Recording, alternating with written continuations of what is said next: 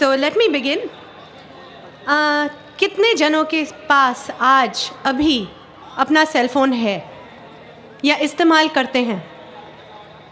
लगभग सारे ही हाथ ऊपर चले गए। Thank you. किन किन के पास दो दो फ़ोन है? बहुत सारे लोगों के पास दो दो भी फ़ोन है। कमाल की बात है, आज घर पे बेशक लैंडलाइन हो ना हो, मगर फ़ोन, मोबाइल फ़ोन सबके हाथ में है, कनेक्टिविटी सबके पास है। बहुत अच्छी बात है।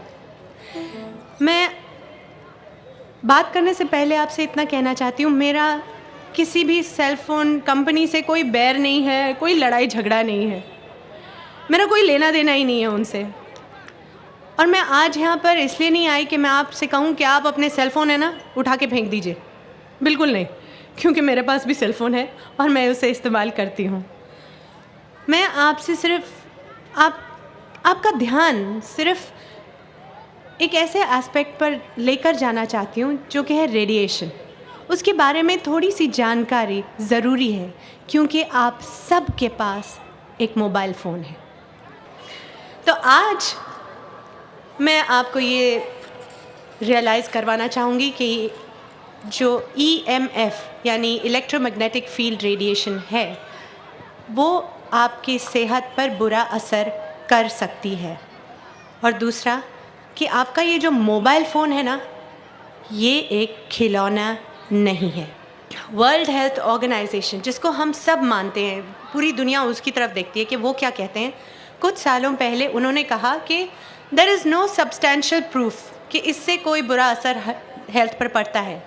2011 यानी 2 साल पहले उन्होंने कहा कि इलेक्ट्रोमैग्नेटिक फील्ड्स यानी EMF radiation is class 2B, possibly carcinogenic to humans, यानी कैंसर हो सकता है शायद। चलिए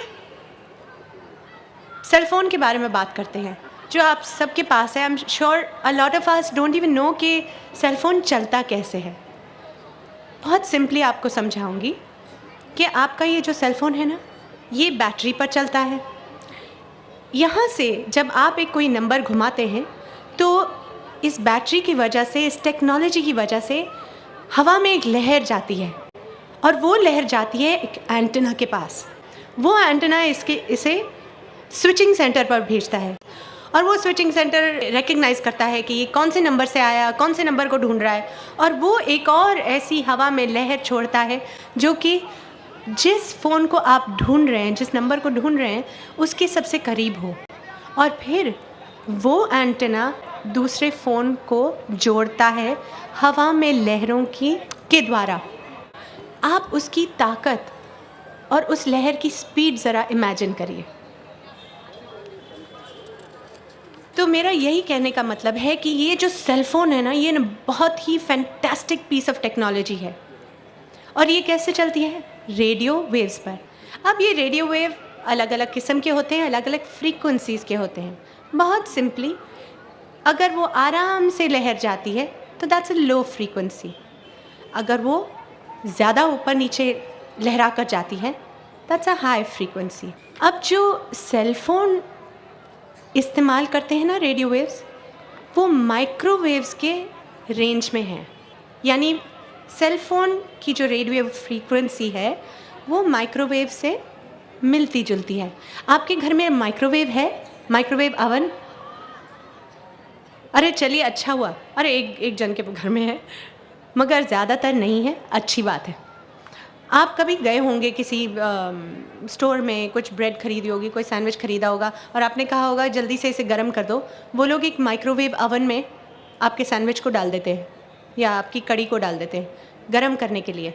वो माइक्रोवेव अवन एक बॉक्स है जिसमें एक टेक्नोलॉजी है। और अरे दूर क्यों जाएं, आप जब हवाई जहाज़ में जाते हैं तो आपका खाना गर्म कैसे होता है? वहाँ कोई आग नहीं है, वहाँ माइक्रोवेव अवन्स हैं। So technology with a little electricity power, inside that box they create radio waves in the air. और ये radio waves करते क्या हैं? आपके खाने के जो मॉलिक्यूल्स हैं ना, उन्हें वाइब्रेट ज़्यादा तेज़ी से करवा देते हैं। और ये ज़्यादा तेज़ी से जब वाइब्रेट करते हैं ना ये मॉलिक्यूल्स, तो गर्मी पैदा होती है। आप, हम, ये सारी चीज़ें मॉलिक्यूल्स से बने हुए हैं। मॉलिक्यूल्स मतलब हमारा सबसे छोटा कतरा। समझाने जाऊँ तो ये बिल्डिंग जो है, इसका सबसे छोटा कतरा होगा एक ईंट। तो ईंटों से बनी हुई है, तो ये मॉलिक्यूल हमारी ईंट है। हम सब इसी से बने हुए हैं। साइंस अगर आपको याद हो तो हवा में मॉलिक्यूल्स बहुत दूर दूर होते हैं। जल्दी से हवा के मॉलिक्यूल्स, क्योंकि उनके पास जगह ज़्यादा होती है, वो हिलते ज़्यादा है और जल्दी से गर्म हो जाती है हवा।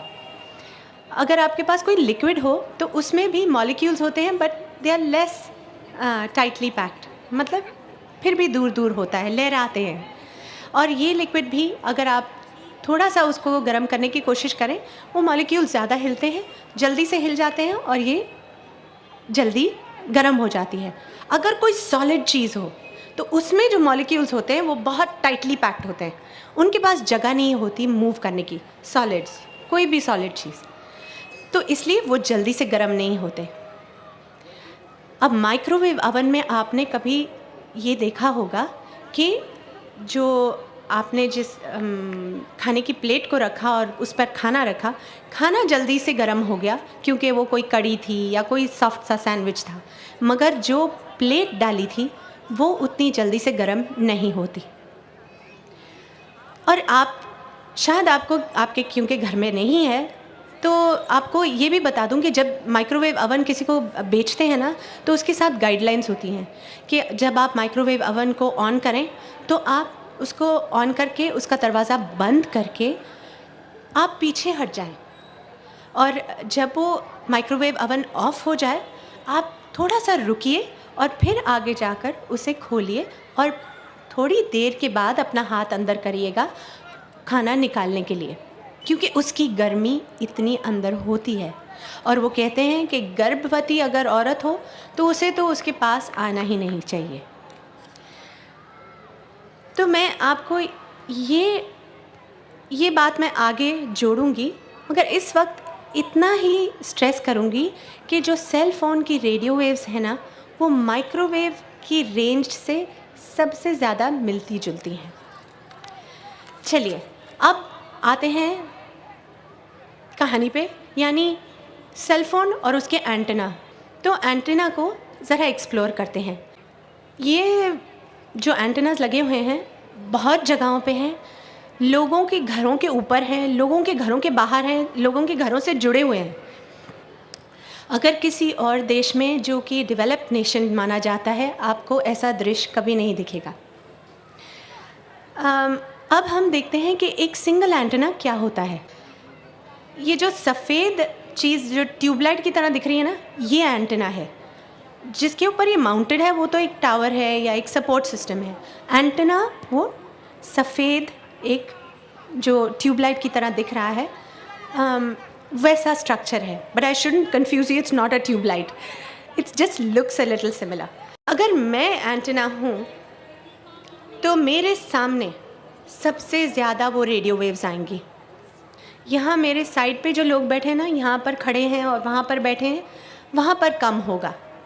सेम अगर मैं यहाँ पर हूँ, मैं एंटेना हूँ, तो ऊपर जाते जाते कम होगा रेडियो वेव्स, नीचे जाते जाते कम होगा, मगर मेरे सामने सबसे ज़्यादा इंटेंसिटी रेडियो वेव्स की मेरे सामने होगी।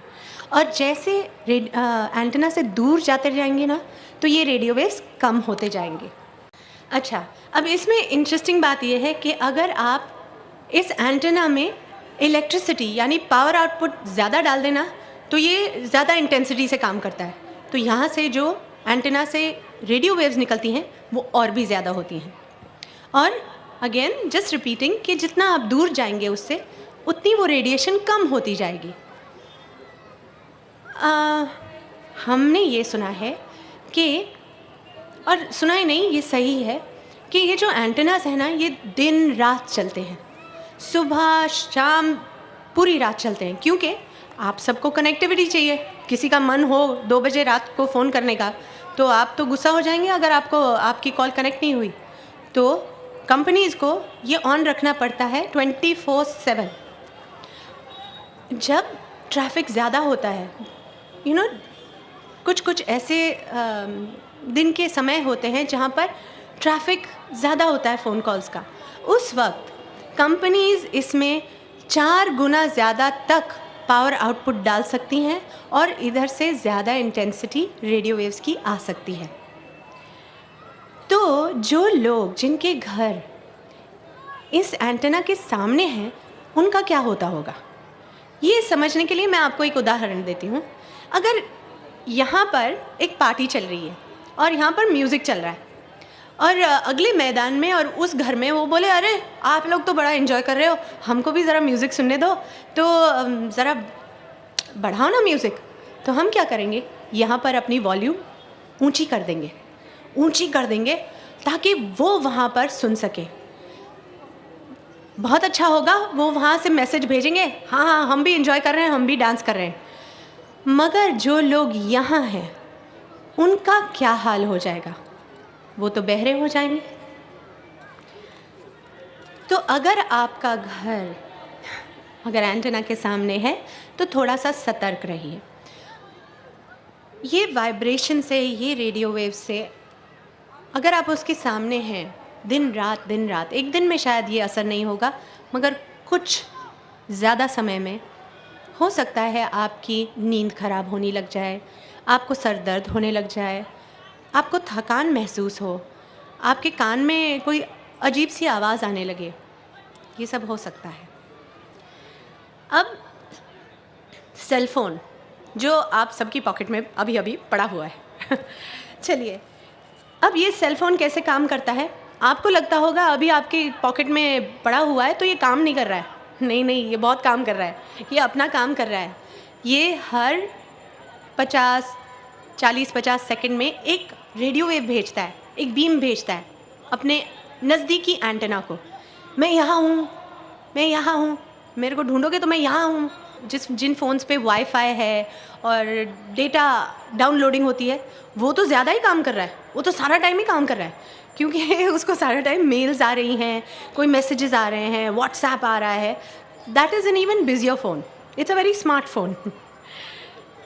आपने कभी महसूस किया कि आप अगर लंबी बात करते हैं फ़ोन पर तो आपके कान गर्म हो जाते हैं?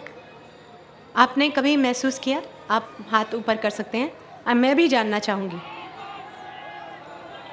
तो ये वही माइक्रोवेव ओवन इफ़ेक्ट है। आप अपने कान को वो रेडियो वेव से गर्म कर रहे हैं, ये वही असर हो रहा है। अब आप ये सोचिए कि आपका कान, आपको पता है आपका कान, ये जो यहाँ पर क्या क्या है, आपके ब्लड वेसल्स हैं, आपकी नर्व्स हैं जो कि ब्रेन में जाती हैं। आपका कान का पर्दा है, आपने सीखा होगा कितना पतला है, कितना फाइन है। आपका जो बैलेंस है ना, वो एक लिक्विड से होता है अंदर कान के, इतना सा लिक्विड है, अगर वो ऑफ बैलेंस हो जाए ना, आपको वर्टिगो हो जाएगा, आप खड़े ही नहीं हो पाएंगे।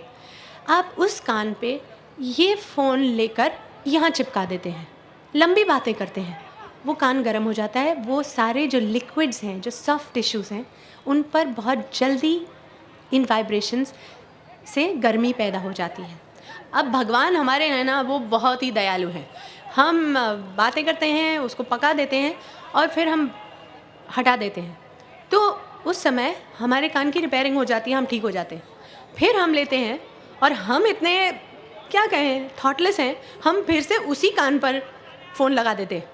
ऐसा नहीं भी करते कि चलो इस बार ये पक गया, चलो दूसरे को पका दें, उसी कान के ऊपर फिर से लेके शुरू हो जाते हैं। अब ये सोचिए कि अगर भगवान ने एक दिन सोचा कि अब बहुत हो गया भाई, और आपके किसी भी यहाँ पर चीज़ पर असर पड़ गया और बुरा असर पड़ गया, तो आप रोते हुए नज़र आएंगे।